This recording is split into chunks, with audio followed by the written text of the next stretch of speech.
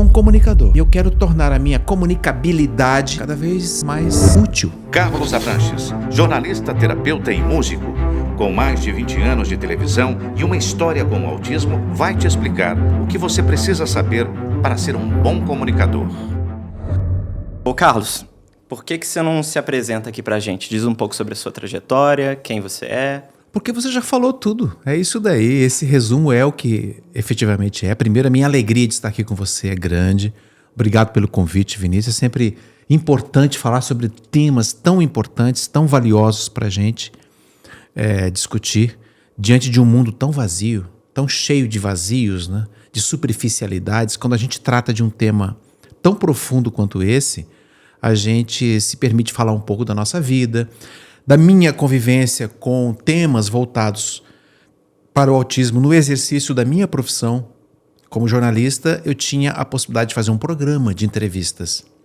E, eventualmente, eu levava profissionais da área da psicologia, como levei de todas as outras áreas, sempre aos domingos pela manhã. E nessas entrevistas eu aprendi muito, ouvindo essas pessoas falando a respeito do espectro, a respeito das novas leituras que a ciência vem fazendo, a respeito do assunto, maneiras diferentes de incluir as pessoas dentro do espectro num mundo mais aceitável, menos preconceituoso, enfim. Tudo isso eu jogava uma luz em cima disso dentro dos programas para que as pessoas pudessem entender o quanto quem está dentro do espectro merece respeito, carinho, acolhimento, compreensão, como todas as pessoas merecem. Esse é o sentimento da inclusão, no qual eu me incluí. Uhum. Né? Então, foi uma convivência muito bacana e tem sido uma convivência muito bacana com esse tipo de assunto. Que bom, que bom. Bom ouvir isso. Uhum. A primeira pergunta que eu acho que qualquer pessoa teria de frente da sua trajetória é como é que você faz para integrar todos esses caminhos que você seguiu agora você é clínico, né? Você trabalha com psicanálise clínica também, né? Além de outras ocupações. E como é que todo esse background influencia a forma como você desempenha? Muito boa pergunta. Quando eu terminei o jornalismo, eu saí da faculdade sabendo fazer perguntas. Mas saí com uma dúvida, já que eu tinha uma preocupação existencial assim muito forte. Será que eu sei fazer perguntas que prestem? Então peguei e fui fazer filosofia para poder descobrir a fonte de perguntas interessantes. E aprendi a fazer e trouxe isso para os programas de entrevista. Ou seja, eu não apenas fazia as perguntas, mas eu aprendi a técnica de buscar na resposta do meu entrevistado a próxima pergunta, para aprofundar naquilo que ele estava trazendo. Uma técnica muito bacana. A música entrou para dar uma sensibilidade maior no olhar para a vida, para o mundo. Há pessoas que expressam um pedido de socorro sem abrir a boca, através da lágrima, através do choro. Isso é música. Eu tenho que ter a melodia aberta à minha apreensão. Então eu aprendi a lidar com essas coisas juntando todas as minhas formações. O negócio é o seguinte, eu gosto de um monte de coisa. Então eu resolvi tirar um diploma disso. Você toca violão, você toca, tá aqui o diploma. Eu mostro, né? Então a pessoa, posso não tocar bem, mas o diploma eu tenho. Filosofia. Nossa, você é filósofo, eu sou estudante de filosofia e uso a filosofia para dar aula. Tá aqui o diploma. Então essas coisas são assim, para criar respeito em torno de tudo que eu fiz e nada me impediu de ser amoroso nas coisas, de ser profundo. Eu busco a profundidade poética, profundidade do encontro. Para mim o que vale é esse tipo de encontro que nós estamos tendo aqui. Isso é que é bacana. Para a gente poder, ao criar aqui uma conversa interessante, a gente convida pessoas que são aqueles que estão olhando a gente aqui, que estão me olhando aqui, para participar desse bate-papo. Aí a pessoa não quer parar de ouvir. Ela bate, esse cara é interessante. O Vinícius é um cara super interessante, deixa eu ouvir mais ele falar. A sua sabedoria, Vinícius, vem através de uma pergunta legal que você faça, que brota da tudo, o teu interesse pelo seu entrevistado. E assim nós vamos conversando assim por um longo tempo. Legal ouvir sobre Profundidade, né? Você falou de profundidade. Quando você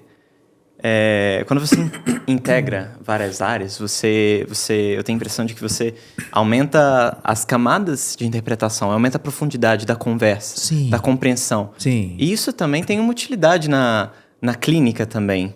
Porque você está apresentando para o ouvinte, para o cliente, para o paciente, seja lá o que for, novas óticas, diferentes perspectivas. E um detalhe importante, na clínica, o não julgamento. Quando eu não julgo, eu abro os ouvidos para uma escuta afetiva e uma escuta ativa.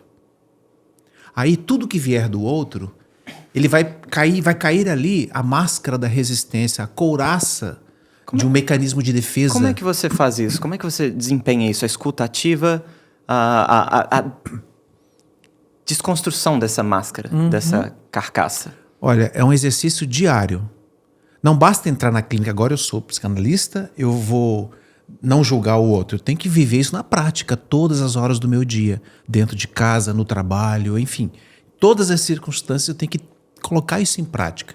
É uma crença. Uma crença positiva. Eu não julgo ninguém. Em favor da minha vida, em favor da minha relação terapêutica, não julgo ninguém. Mas eu posso ter opiniões, que não significam julgamentos, nem pré-julgamentos.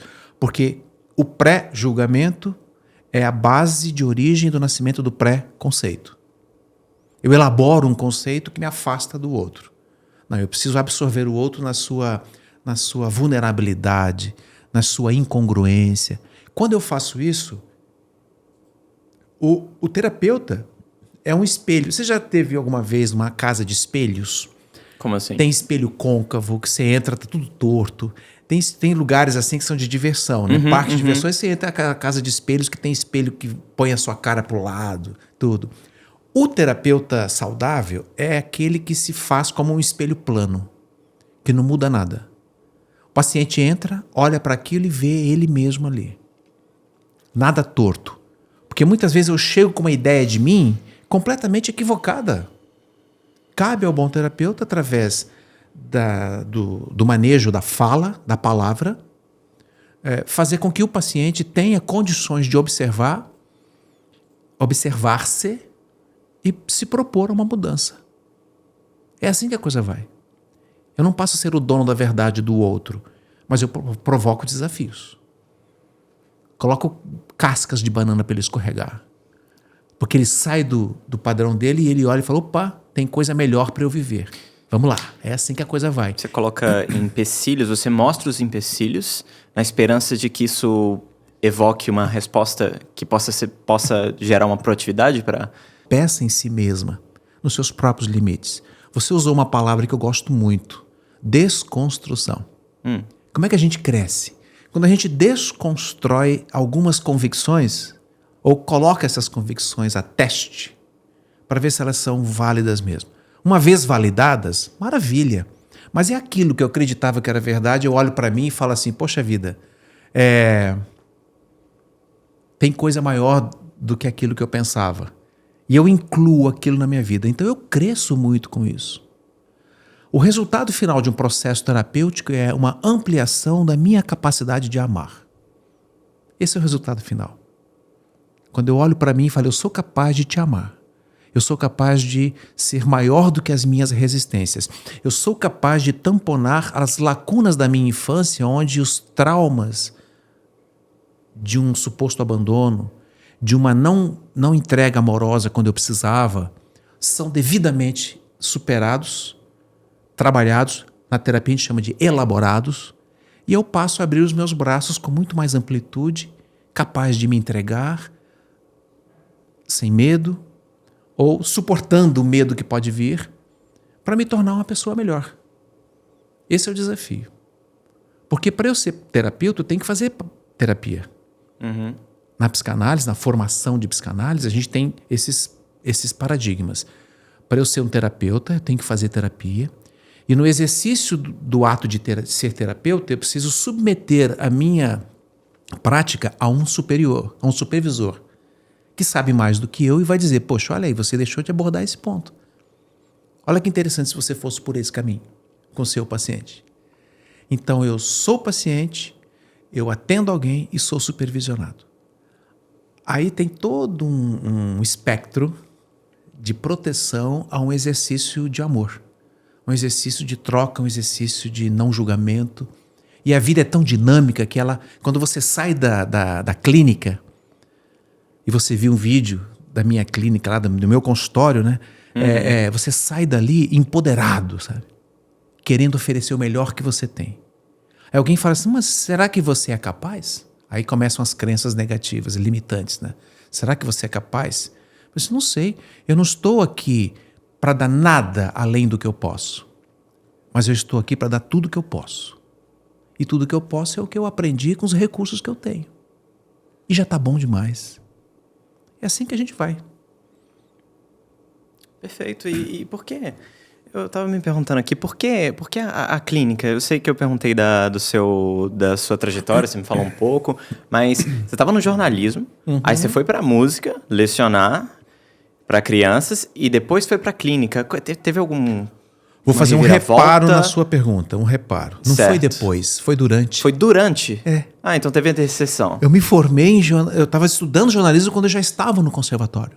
Quando eu fui para a faculdade, eu já estava estudando no conservatório. Entendi. Quando eu me formei em filosofia, foi no mesmo ano que eu me formei em música, depois de 12 anos de conservatório. E depois, um pouquinho à frente, eu me formei em comunicação. E nesse meio, eu já estava fazendo o MBA em RH, Recursos Humanos, que é uma área que está crescendo muito no ambiente corporativo atualmente. E lá na frente, já em São José dos Campos, tudo isso em Minas Gerais, viu, gente? Em Juiz de Fora, minha cidade natal. Já em São José dos Campos, eu comecei a perceber que eu sou essencialmente um comunicador. Mais do que um jornalista de televisão. Mais do que um produtor de notícias. Mais do que um músico. Eu sou um comunicador.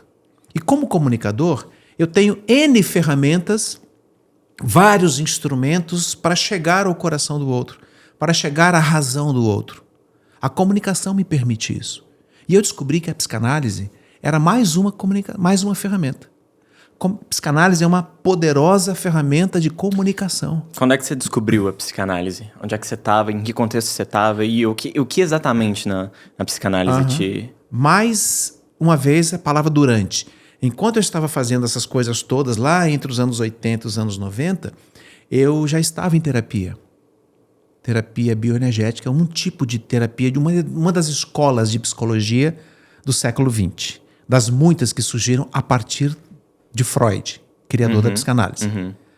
Todos subiram nos ombros do Freud e foram criando suas escolas. Mas o primeiro foi o Freud. Ali eu descobri que eu amava lidar com gente. Eu gosto de fazer isso que eu estou fazendo aqui com você. Eu gosto de conversar com as pessoas. Ao longo da minha vida, eu vim superando formas equivocadas de como me relacionar com os outros. E venho aprendendo a ficar cada vez melhor. Cheguei no ponto ideal? Não, falta bastante coisa ainda. Mas pelo menos já estou trabalhando uma autoestima que me permite olhar para mim e falar, pô, amanhã eu posso melhorar esse ponto. Acho que eu fui rude com essa pessoa. Acho que eu poderia ter falado algo a mais. Eu acho que sempre à noite ajustando. O que eu posso melhorar do dia de hoje para amanhã? Então isso eu aprendi em terapia. Anos depois, uns 15 anos depois, surgiu a oportunidade de fazer o curso aqui já em São José dos Campos. E eu fui fazer a psicanálise. Porque se eu fosse fazer a psicologia, eu teria que ficar 5 anos na universidade. E depois a especialização. E depois ainda tudo. A psicanálise é uma formação diferente. Ela não é em faculdade. A psicanálise é uma formação através de associações, como Freud pediu. Então, eu fiz pela Associação Psicanalítica do Vale do Paraíba, mas tem várias outras. Hoje eu dou aula nas formações que eu fiz. Então, exatamente de matérias sobre filosofia e psicanálise, arte e psicanálise. Ó, a música de novo voltando. Tudo tem conexão, Vinícius. Então, a pessoa chega lá na minha clínica, transtornada contra ela mesma. Autossabotagem, autoboicote, ausência de perdão pessoal contra as próprias falhas. O que a gente faz? A gente procura restaurar a possibilidade da pessoa ter uma relação melhor com ela. Isso é pura comunicação. Às vezes o problema não é ela, o problema é o outro.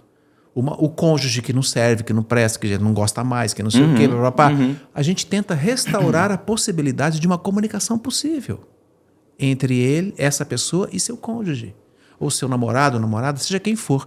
E assim vai.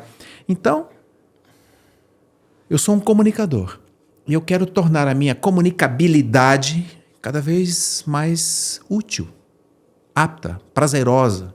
Isso eu encontro apresentando um programa de televisão, eu encontro batendo um papo no podcast, eu encontro tocando uma música para as minhas filhas, tocando uma música para quem gosta. Podcast que, inclusive, você tem um podcast, né? O Etc. Talks. Isso, Etc. Talks, que eu tenho feito live agora, porque fica assim... Ao vivo é bacana, porque as pessoas vão perguntando. Em tempo real. Nossa, olha, fulano acabou de perguntar. Outro dia, uma lá de Fortaleza mandou um recado assim, não, eu conheço essa pessoa. Né? Eu tive a felicidade de, no Etc.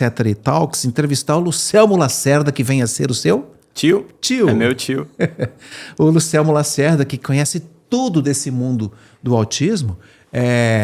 Tive a felicidade. E ali milhares de pessoas participaram, fazendo perguntas, trazendo suas dúvidas, porque quando a gente trata de um assunto que toca na dor do outro, as pessoas procuram um bálsamo, um remédio. Se a tua palavra tem esse bálsamo, ótimo.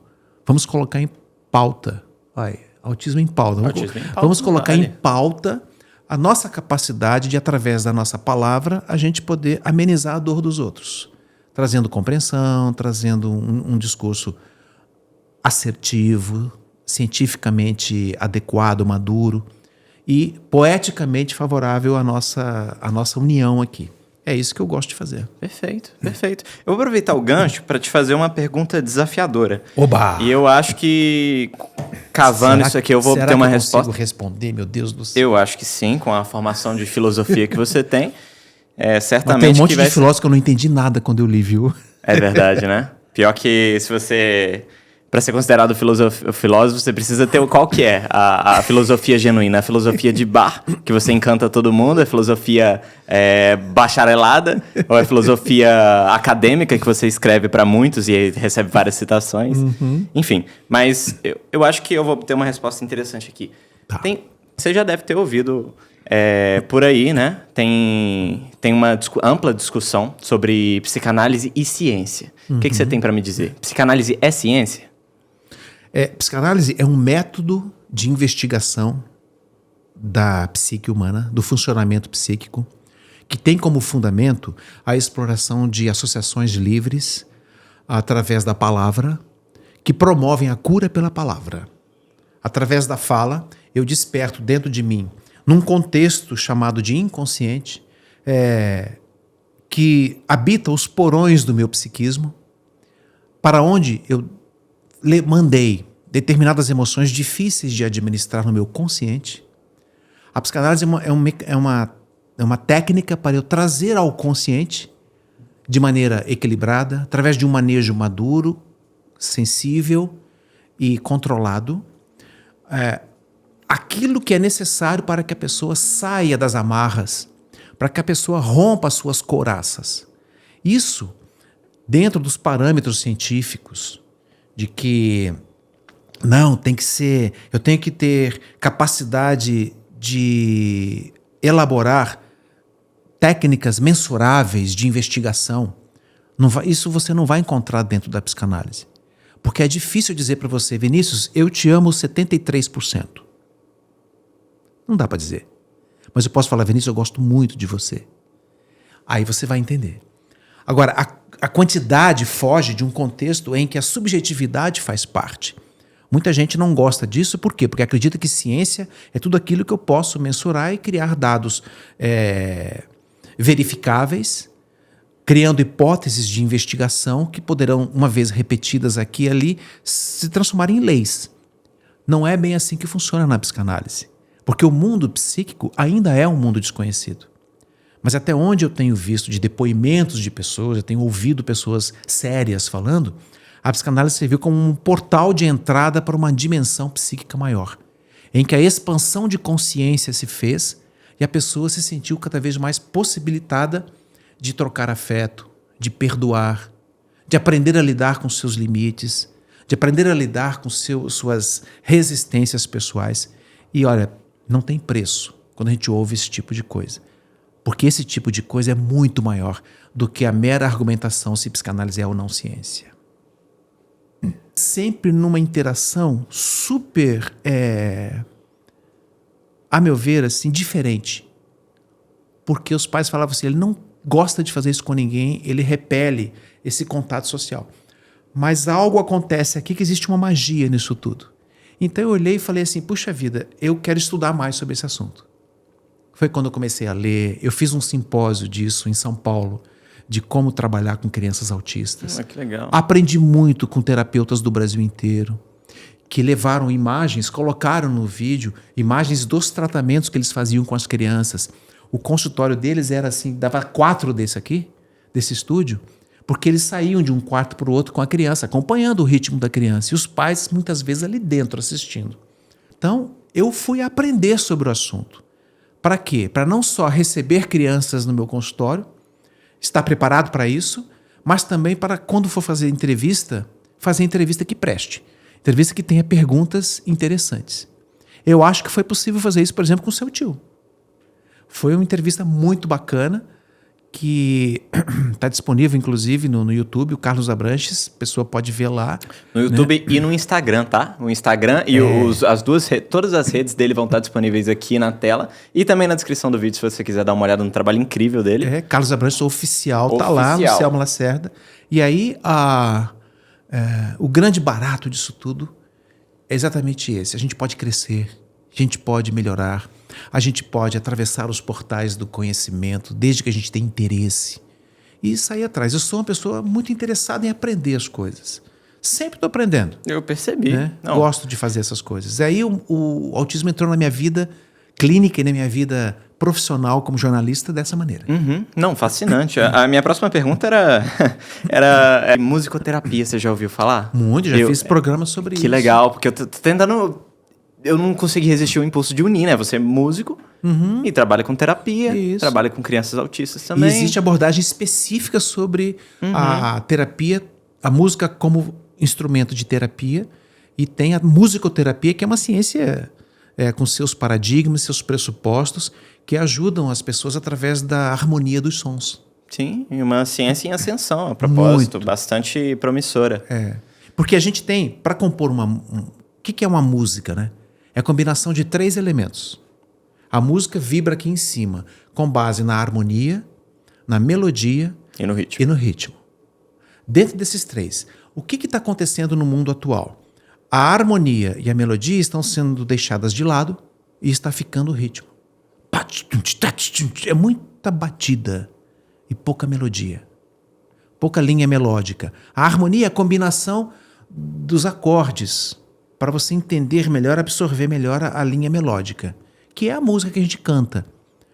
Mas essas duas estão sendo preteridas. Por isso que hoje a geração que está aí está sendo muito prejudicada pela falta de melodia na vida. A gente tem que ouvir música de qualidade. A musicoterapia propõe isso. A gente adentrar num contexto que é curativo. Ouvir Bach, ouvir Mozart. Mozart virou um instrumento de atendimento clínico em alguns hospitais da Alemanha. A medicina integrativa na Alemanha é utilizada com mães no estado ainda do pré-natal. Elas entram em algumas salas e escutam Mozart, que tem uma repercussão na qualidade de vida do feto. Beethoven tem uma vibração tão elevada, mas tão elevada. Não entendi que outro dia eu vi uma postagem dizendo que quem ouve Beethoven traz o demônio para dentro de casa. Coisa de gente precária. De jeito nenhum. Quando eu ouço Beethoven, me emociono. Sonata ao Luar, a Quinta Sinfonia.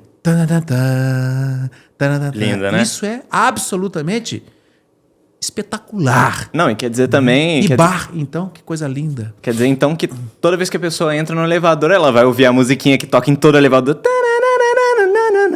Do Beethoven, ela vai sair encapetada. Então, ou seja, vai de escada, não saia de elevador. E Chopin, Os noturnos de Chopin, Lindos, as poloneses, lindos. as mazurcas, tudo isso, quando eu era professor do conservatório, eu levava para as minhas criancinhas lá de 7, 8 anos de idade. Que legal. Para eles ouvirem. Villa-Lobos, as canções de Villa-Lobos, eu levava para eles ouvirem, para eles poderem entender que a vida é feita de harmonia, de melodias, e a gente tem que estar com os ouvidos atentos para ouvir a melodia da vida. É para isso que eu não posso me desfazer. A musicoterapia me leva a esse contexto em que eu posso me curar de muitas das minhas mazelas a partir de um aprendizado da escuta. Né? Carlos, a gente está chegando no final aqui da nossa entrevista, então eu queria pedir para você 2 coisas, na verdade 3. Será que você pode fazer esse favor para mim? Vamos lá. Vamos lá. Primeira coisa, eu quero que você dê um recado do fundo do seu coração para as pessoas que estão assistindo para a gente. Vamos supor que tem uma família que está passando por difíceis situações, como algumas das que a gente falou aqui, e o que você falaria para elas? Olha, eu estava vindo para cá e aqui em frente eu vi assim muitas árvores. Aí eu olhei e pensei assim, puxa vida, as árvores ensinam muito para gente. E o maior ensinamento que eu aprendi é que a árvore não se alimenta dos seus próprios frutos. O rio que passa logo ali na frente não bebe da sua própria água. O sol que acende de manhã e ilumina o nosso dia, ele não se nutre da sua própria energia. Então a natureza está dando um exemplo e um recado que precisa ser escutado pela musicoterapia da evolução pessoal. Qual é? Alguma coisa eu tenho que fazer para dar para os outros, porque a árvore oferece o fruto para a gente se nutrir. O rio oferece a água para a gente poder encher as cidades de vida. E o sol oferece energia para a gente poder viver. Sem energia não dá para viver.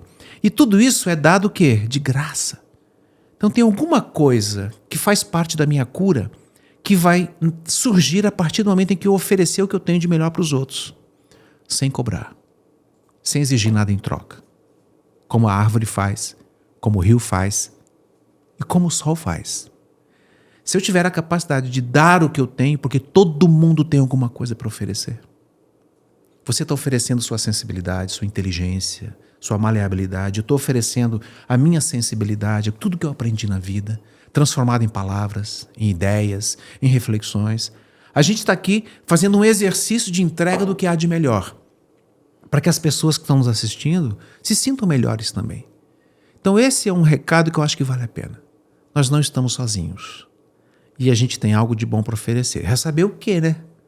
Então vamos descobrir. Para isso que existe terapia, para isso que existe um bom livro para ser lido, para isso que existe uma música de Mozart, de Beethoven, de Bach, de Chopin, para ser escutada e despertar em nós, ajudar a despertar. Puxa vida, eu estou muito feliz agora, eu vou dar o que eu tenho de melhor para quem quiser.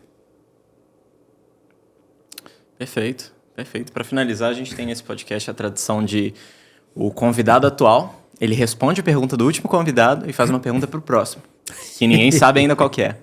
Então vamos. Qual Então, que é vamos a lá. pergunta do Vou próximo? falar para você agora.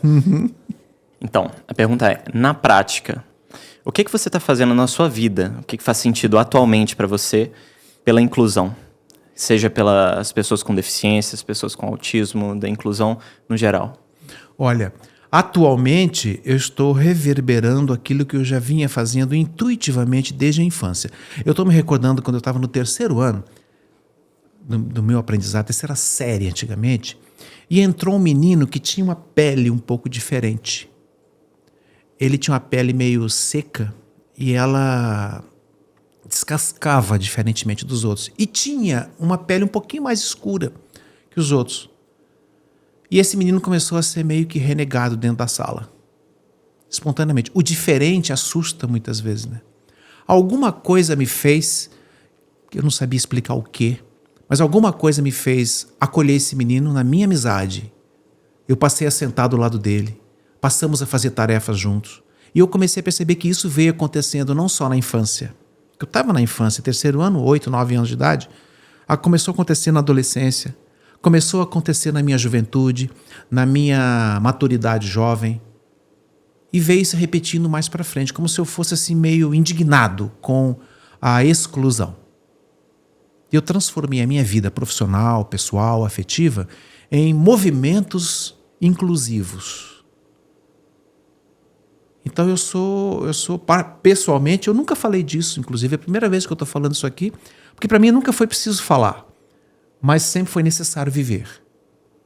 Eu sempre coloquei isso em prática e continuo colocando. E assim vou tocando minhas profissões. E qual que é a sua pergunta para o próximo participante? Rapaz, eu nem sei quem é o próximo participante, se é homem, se é mulher. Tem que fazer uma pergunta unissex, que vale para todo mundo, né? Quer ver uma pergunta que eu acho que pode ser interessante? O que você gostaria de fazer para o mundo hoje ficar muito melhor do jeito do que está? Para que a gente pudesse, através da sua atitude, alcançar a paz que a gente quer, a solidariedade que a gente quer, para o mundo ficar melhor, através da sua ação, através da sua atitude e do seu comportamento. Pronto. Perfeito. Muito obrigado por aceitar o convite, Carlos. Essa conversa foi, eu não sei nem o que dizer, surpreendeu minhas expectativas aqui para esse episódio. Foi extremamente inspirador e eu tenho certeza que é enriquecedor para todo mundo que está ouvindo. Muito obrigado, viu? Obrigado. Foi um prazer te conhecer e ver como que você articula tão bem a sua inteligência e a sua afetividade. Valeu. Obrigado. Valeu, pessoal.